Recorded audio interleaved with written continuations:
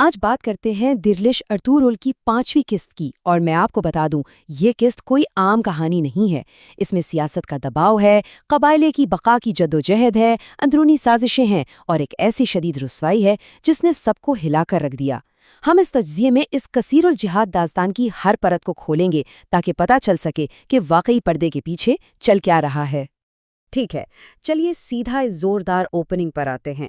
قسط کا آغاز ابن العرابی کی اس بے حد طاقتور اور روحانی پیشگوئی سے ہوتا ہے کہ ایک جنگجو آئے گا جو نہ صرف قسطنطنیہ اور یروشلم فتح کرے گا بلکہ پوری بکھری ہوئی دنیا کو ایک جھنڈے تلے لے آئے گا۔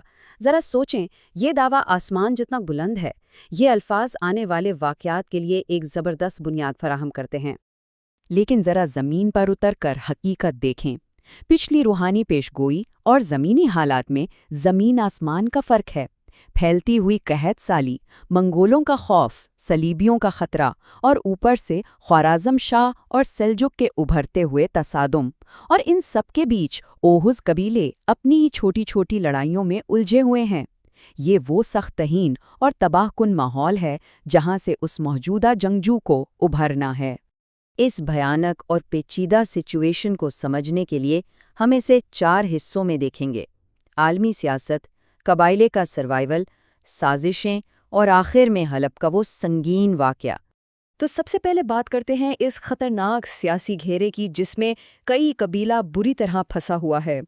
حلب کے امیر کی یہ مثال اس وقت کی پوری سیاسی کشمکش کو بالکل ٹھیک سمیٹ لیتی ہے۔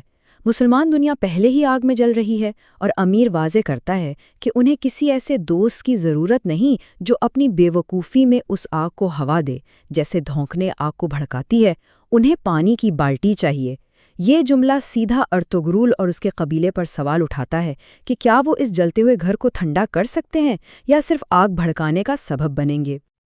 بڑے درباروں سے نکل کر اب ذرا خیموں کی طرف چلتے ہیں جہاں اصل اور روزمرہ کی جنگ لڑی جا رہی ہے۔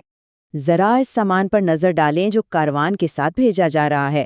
چند قالین، لکڑی کے چمچ اور کچھ رومال۔ یہ سادہ سی فہرست اس قبیلے کی بھیانک غربت کی کہانی سناتی ہے۔ گندودو کے کندھوں پر کتنا بڑا بوجھ ہے، ذرا سوچیں۔ اگر یہ چھوٹا سا کارواں منزل تک نہیں پہنچتا اور بکا نہیں تو برف باری شروع ہونے سے پہلے ہی قبیلہ بھوک سے مر جائے گا۔ خوفناک اقتصادی دباؤ لٹرلی ہر شخص کے چہرے پر لکھا ہے۔ اور باقا کی اس کشمکش میں ایک واقعی حیرت انگیز تاریخی ڈیٹیل سامنے آتی ہے۔ جب حلیمے اور آئکس کو فیکے کپڑے سفید کرنے تھے تو انہوں نے کیا استعمال کیا؟ گائے کا گوبر۔ سننے میں بڑا عجیب لگتا ہے نا، لیکن اس دور میں یہ کپڑوں کو بلیچ کرنے کا ایک نہایت عملی اور عام طریقہ تھا۔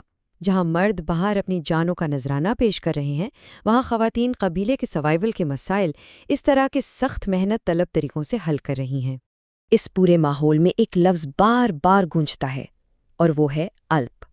ایک الپ صرف کوئی عام سپاہی نہیں ہوتا، وہ قبیلے کا وقار ہوتا ہے۔ لیکن آقائز اور حلیمے کی گفتگو واضح کرتی ہے کہ کسی الپ کی بیوی بننا صرف فخر کی بات نہیں، اس منصب کے ساتھ دن رات کا خوف اور موت کا انتظار بھی جڑا ہوتا ہے۔ ایک الپ ہونے کی قیمت خون سے ادا کرنی پڑتی ہے اور یہ قبیلے کی عورتیں اچھی طرح جانتی ہیں۔ لیکن جب قبیلہ سروائیول کی اتنی بڑی جنگ لڑ رہا ہو تو خطرہ صرف باہر سے نہیں آتا۔ چلیے دیکھتے ہیں ان سازشوں کو جو اپنوں اور غیروں کے درمیان پک رہی ہیں۔ یہاں کراتوئیگر اور کردوگلوں کو دیکھیں۔ دونوں کے مقاصد بالکل مختلف ہیں لیکن نشانہ ایک ہی ہے۔ کراتوئیگر کو شہزادہ نعمان چاہیے تاکہ سلجک دربار میں اس کی طاقت بڑھائے، اور کردوگلو اسے اپنا ذاتی انتقام لینا ہے اور سلیمان شاہ کو سرداری سے ہٹانا ہے۔ دونوں کا طریقہ کار ایک ہی بن جاتا ہے، قبیلے کے اس آخری امید والے کاروان پر حملہ کرنا۔ ان دونوں کا گٹھ جوڑ قبیلے کے لیے دوہرا اور بھیانک خطرہ بن چکا ہے۔ اور اب آتے ہیں اس قسط کے سب سے اہم اور دل خراش حصے کی طرف، حلب میں ہونے والی وہ شدید رسوائی۔ 2000 یہ وہ عظیم ہنسا ہے جو ارطغرل نے امیر حلب کو پیش کیا کہ اگر انہیں زمین ملی تو 2000 قابل آلپس ہمیشہ امیر کی حفاظت کریں گے۔ ایک بہت بڑی آفر لگتی ہے نا؟ لیکن امیر کا حقارت بھرا جواب سنیے کہ اس کے اپنے محل کے محافظ اس تعداد سے زیادہ ہیں۔ یہ لمحہ دکھاتا ہے کہ اس وقت کی عالمی سیاست میں کاری قبیلہ کتنا چھوٹا اور بے وقت سمجھا جاتا تھا۔ اس آفر کے ریجیکٹ ہونے کے بعد حالات مزاحیہ سے اچانک نہایت خوفناک ہو جاتے ہیں۔ बमसी का एक वहम था कि पानी उस पर मुसीबत लाता है, और भाई जब साथी उसे जबरदस्ती हम्माम में नहलाने की कोशिश करते हैं तो इस अफरा तफरी में वो अपनी तलवारें अकेली छोड़ देते हैं। नतीजा, शाही दावत से ठीक पहले उनके अजीम हथियार चोरी हो जाते हैं। बमसी का वहम बिल्कुल सच साबित हुआ, लेकिन इसकी कीमत पूरे कबीले की इज्जत थी। अब जरा सोचें, भरे दरबार में अमीर के ये अल्फाज इर्तुगरुल और उसके अल्प्स पर तीर की तरह लगते हैं। हम उन जंगजुओं के वादों पर कैसे एतबार कर सकते हैं जो अमन के वक्त अपने हथियार तक नहीं संभाल सकते? सज़ा का आलम ये था कि अमीर ने वही चोरी की हुई तलवारें उन्हें तोहफे के तौर पर वापस कीं। एक अल्प के लिए अपना हथियार गंवा देना पहले ही मौत जैसा है, ऊपर से एक ताकतवर अमीर के हाथों ये जिल्लत। इर्तुगरुल की इज्जत मिट्टी में मिल गई। इस शदीद बेइज्जती ने अर्तुगरुल को अंदर तक तोड़ दिया।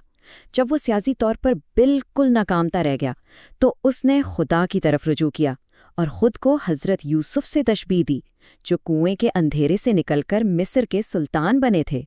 दुश्मनों की चालबाजियों और अपनों की गलतियों ने अर्तुगरुल को सच में एक ऐसे अंधेरे कुएं में धकेल दिया था जहां से अब कोई मौजज़ा ही उसे बाहर निकाल सकता था।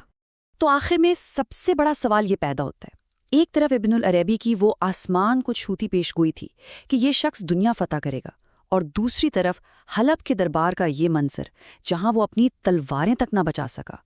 जिल्लत के इस गहरे तरीन गड्ढे से निकलकर बिखरी हुई दुनिया को मुत्तहिद करने का सफ़र आखिर कैसे तय होगा? इस प्रोवोकेटिव सवाल के साथ आपको छोड़े जाते हैं। अगली बार इस पेचीदा दास्तान के मज़ीद राज खोलेंगे।